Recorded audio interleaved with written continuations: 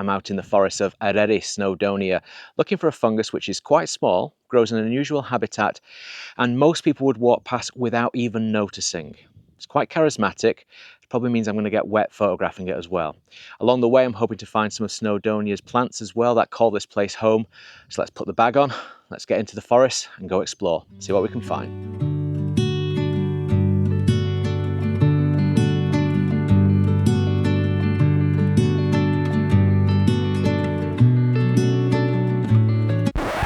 Found it already, Bog Beacon. It's only about 15 metres from the car, and I wasn't expecting to find it here. Normally I find it much further into the forest, so I'm absolutely thrilled to bits that it's here, because in the future if I want to see it, it means I don't have to do a massive long hike. I can just park the car and come and see it. It's a delightful spring species. So many of our spring fungi are kind of coming to an end now. This season's not been the best for them. Spring fungi like it a little bit damp. They can tolerate dry, but it's just been so dry for so long that our St. George's mushroom, our morels, they've really struggled this season compared to previous ones.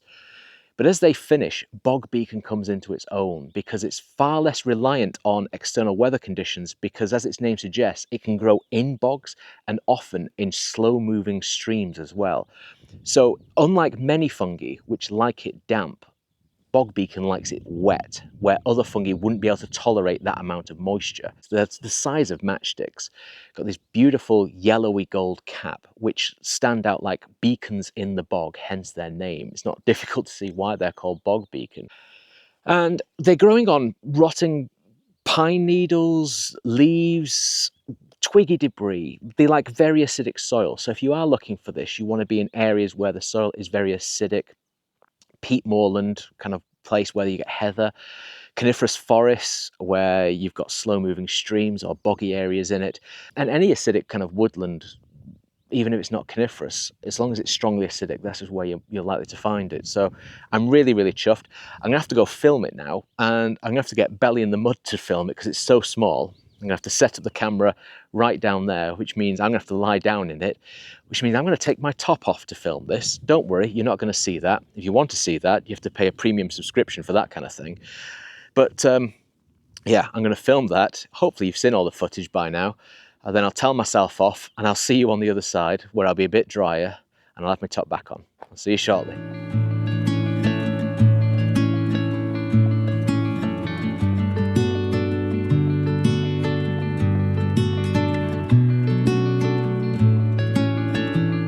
Since I found my target species so early on in the day, I'm now kind of going to spend the rest of the day just exploring the woods and seeing what other plants I can find. I've got a target in mind plant-wise, one called Alpine Penny-cress. I've never got any decent photos of it, and it's quite a specialty in this kind of neck of the woods. So hopefully try and find that. In the meantime though, wherever you get Bog Beacon, you get Lousewort, always nearby. They like very similar habitats. Lousewort doesn't want to be in the water, just wants to be in very boggy-ish areas. Your feet are going to get squelchy rather than wet, the difference between Bog Beacon and Lousewort in terms of their habitat. And it's got striking pink flowers, interesting shaped leaves, and I've heard two different theories over the years about why it's called Lousewort. One is that if cattle are in areas that graze where there's Lousewort, they are likely to get lice. And I've also heard that, going back hundreds of years, people would put Lousewort in their mattress to stop them from getting lice. So it's either a good or a bad thing, depending on which bit of the history you kind of look at. But like I say, it likes dampish, acidic areas, peat bogs, peat moorland, where wet coniferous woodland. That's the kind of place where you find lousewort.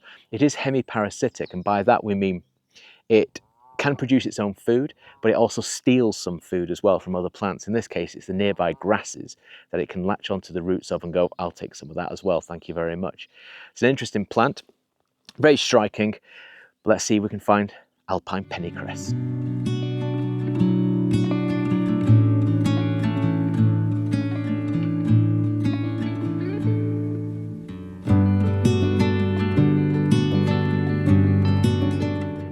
I'm working my way down the road to an old lead works. That's probably the best bet for where I'm going to find my Alpine Penny-cress. In the meantime though, passing lots of plants at the side of the road, including Wood Sorrel, which is a wonderful spring flower, one of my favourites to eat in spring. It gets the name sorrel from the French sorrel, which means sour all. And when you bite into it, it's like biting into a really shiny green Granny Smith apple. And that's because it contains oxalic acid. In large quantities, oxalic acid can become harmful, especially if you've got kidney issues, but in small amounts, it's absolutely fine.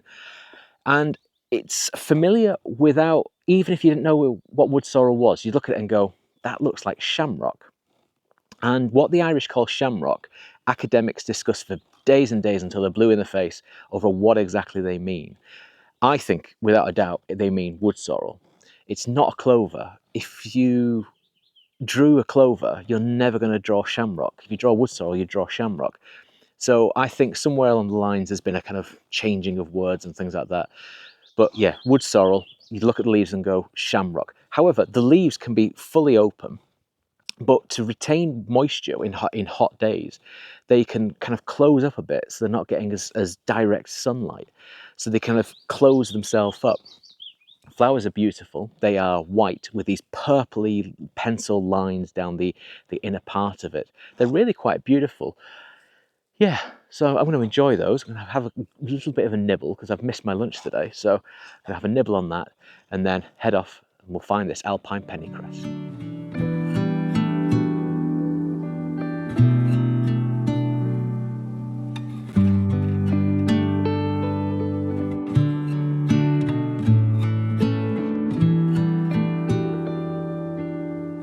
There are very few days where I go out and think Red Campion's going to steal the limelight of all the other species, but today's one of them. This embankment is absolutely glorious, filled with an abundance of Red Campion. Now, I know what you're thinking. This plant clearly isn't red, it's pink. But there's a number of reasons for that. One, botanist colourblind. Don't ask me why. But plants that are named red are usually pink. If they're named pink, they're usually purple. If they're purple, they're usually red. One of the many mysteries of life, don't question it. But we also can't call this pink campion because this is red campion, there is a white campion, and the two can hybridize to produce pink campion, which is much paler than this. But it is absolutely spectacular. It's a plant of usually kind of woodlands, hedgerow edges, doesn't like usually being out in the full open, but here it clearly does. Although it's not going to get full sun all day, it's going to get, half the day it's going to be in full sun. It just looks spectacular. And interestingly, some of these plants have got a very interesting personal life going on because some of the anthers of this plant are covered in a smut fungus called Campion Anther Smut. It's a sexually transmitted disease amongst plants.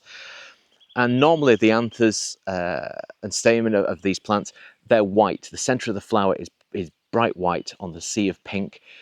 But some of them look like they've been covered in cocoa powder, and that's the smut fungus, and it inhibits seed production, stops it. Not all the plants have this, it's just a small percentage of the population, but it's still interesting to see, for someone who's very passionate about fungi like me, they're still interesting to see. The flower doesn't want to see it, but I do. So it's just absolutely incredible embankment of this beautiful flower. There's also punctuations of other colour going on as well, with stands of bugle, which is a plant that I don't see in great abundance in North Wales, not where you get big stands of it anyway. Some forget-me-nots, white dead nettle, just glorious, and it goes to show that sometimes a common plant, when it's spectacular and at its best, can give rare stuff a run for its money any day of the week. Yeah, so I'm going to spend a bit more time getting photographs of this and enjoy it, because you don't get to see this very often.